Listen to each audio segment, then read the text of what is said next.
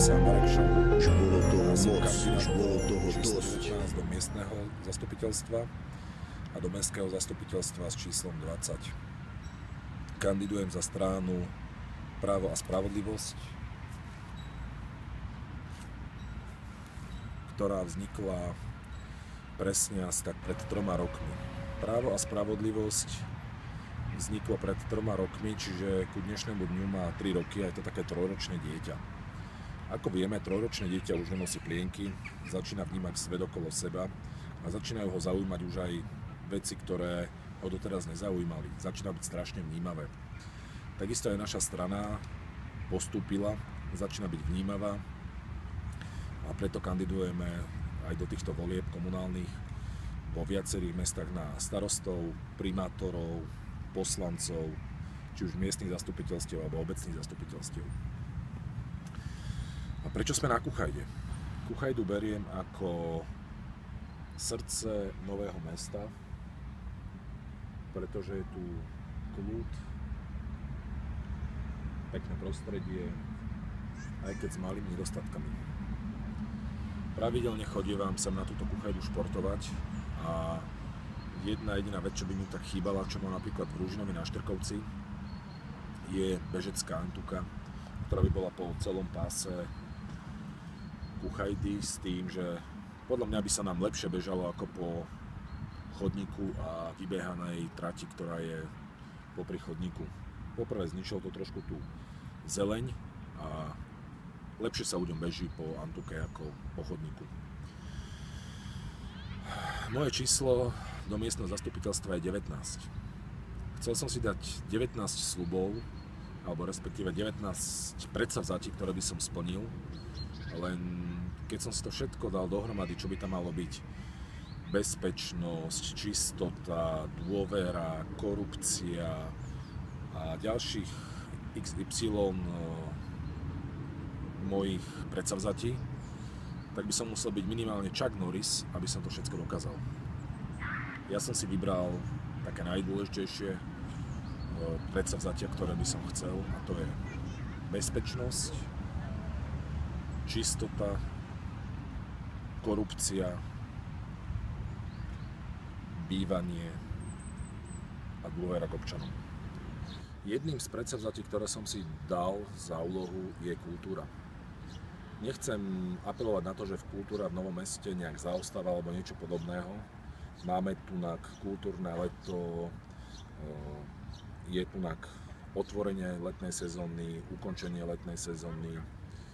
Len podľa môjho názoru je všetko toto robené pre tú staršiu generáciu. Pre nás mladých, alebo respektíve pre mladšiu generáciu od tých 18 do tých 50 rokov, tu reálne Nové Mesto nerobí ešte stále vôbec nič. Máme tu kluby dôchodcov, pre dôchodcov sa robia rôzne posedenia, ako napríklad v kultúrnom dome, čaj o 5:00, ktorý je každú stredu alebo sobotu, teraz si to nepamätám. Len ono je to aktuálne len pre voličov, ktorí sú vo veku dôchodcov. Je to krásne, ja to beriem. Ale čo robí Nové Mesto pre nás mladších? Nové Mesto zaplatilo cca 10 000 eur pre hudobného umelca Martina Jakubca za jeho program, ktorý spôsobil alebo spravil pre dôchodcov. Je to krásne gesto.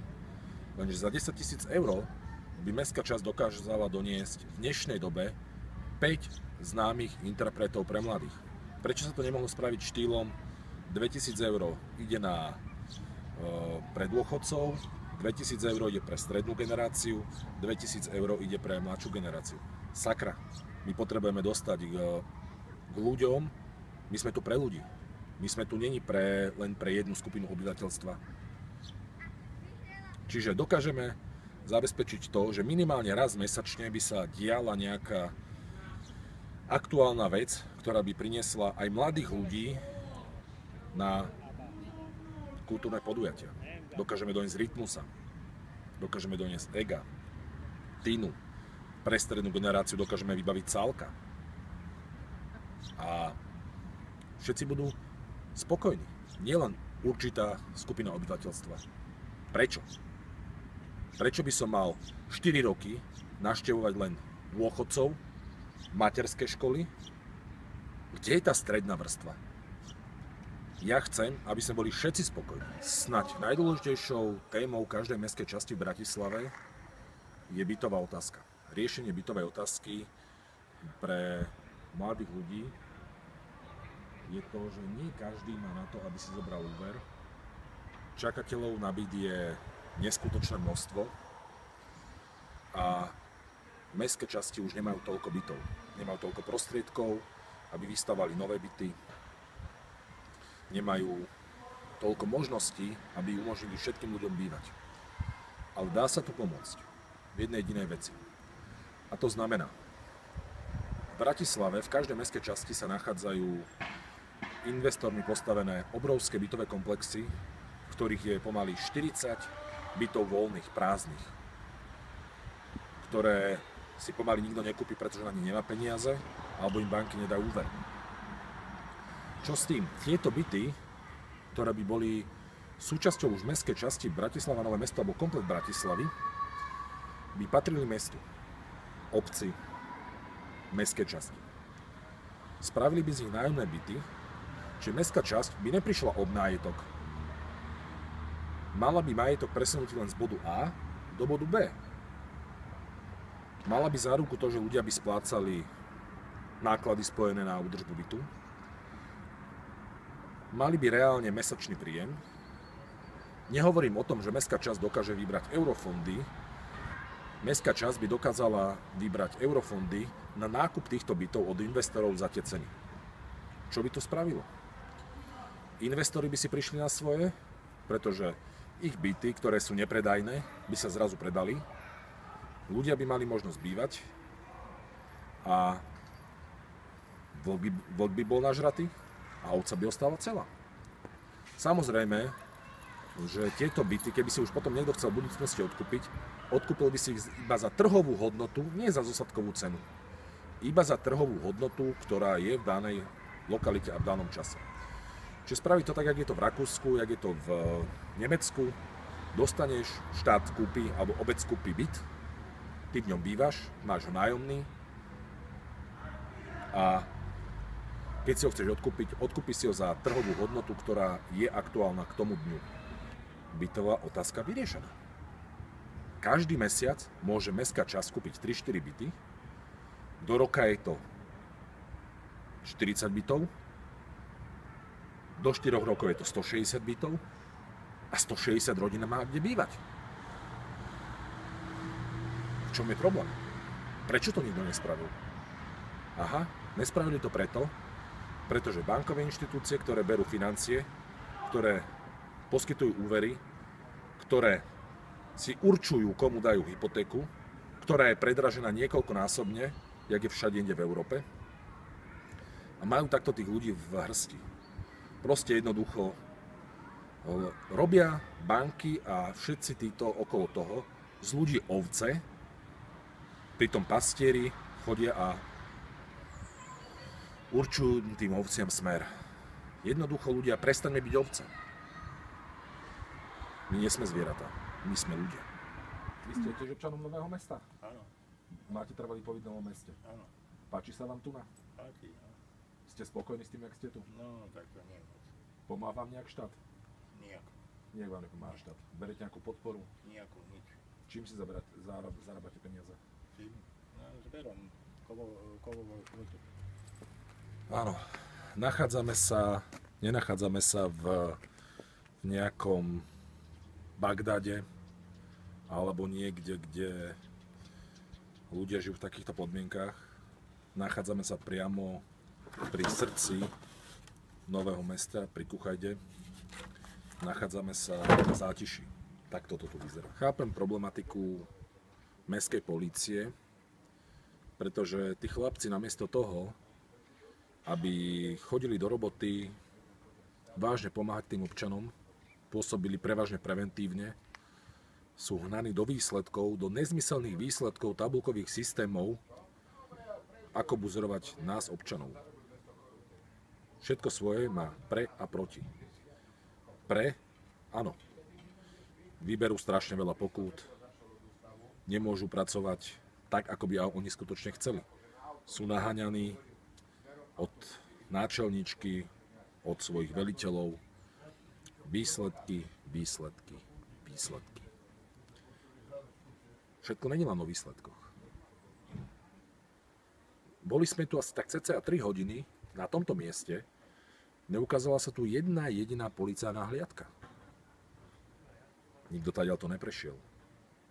V tomto bordeli, ktorý tu je, kde ľudia žijú, neviem, či sú monitorovaní, koľko ich tu býva. Čo sme tu prešli, sme tu našli asi cca 40 ľudí. 40 ľudí tu býva. V podmienkach, ktoré pripomínajú peklo krajín, ktoré sa k Slovensku ani len nehodia. Bezpečnosť. Nenachádzame sa v najchudobnejších krajinách sveta. Len kúsok odtiaľto sa nachádza Kuchajda, ktorá je krásne spravená. Tu v týchto končinách žije cca na 7 hektárovom pozemku 100 obyvateľov. 100 obyvateľov tu žije s tým, že o tomto mieste nemajú poňatia skoro nikto z obyvateľov Nového Mesta. Nevedia, čo sa tu deje, nevedia, jak tu ľudia žijú a nevedia, čo sa tu nachádza. Pán starosta, bol ste tu niekedy? Páni poslanci, boli ste tu niekedy? Videli ste to tu? Toto není chudobná časť sveta. Toto je Bratislava. Tu ľudia žijú. Ľudia tu žijú v lete, ľudia tu žijú v zime. Sú tu malé deti. Kto s tým niečo spraví? Je čas niečo s týmto spraviť. Je čas to tu dať do poriadku. Nachádzame sa na Bratislavskej kolíbe, ktorá je takisto súčasťou mestskej časti Bratislava Nové Mesto, odkiaľ je neskutočne krásny výhľad na celé Nové Mesto. Tu v týchto miestach by som chcel spojiť dve svoje priority, a to dôveru a korupciu.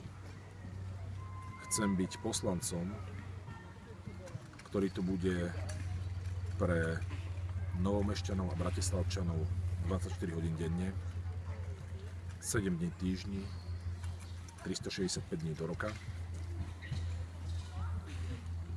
Chcem garantovať to, že sa nenájde žiadna lobistická skupina, ktorá by si ma nejakým štýlom kúpila. Nenájde si ma nikto, kto by ma vedel hodnotiť peniazmi, pretože sám mám svoju cenu a mojou cenou je spokojnosť. Peniaze nie sú všetko. Pre mňa je do budúcnosti podstatné to, aby každý Novomešťan sa cítil spokojne, bezpečne a miloval svoj domov.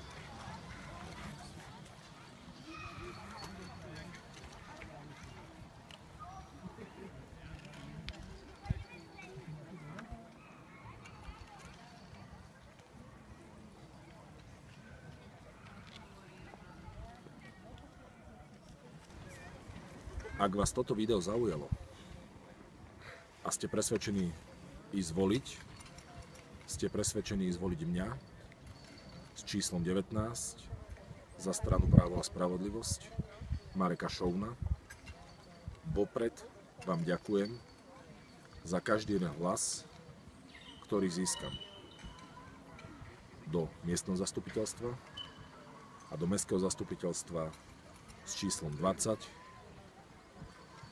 taktiež za stranu Právo a spravodlivosť. Ďakujem.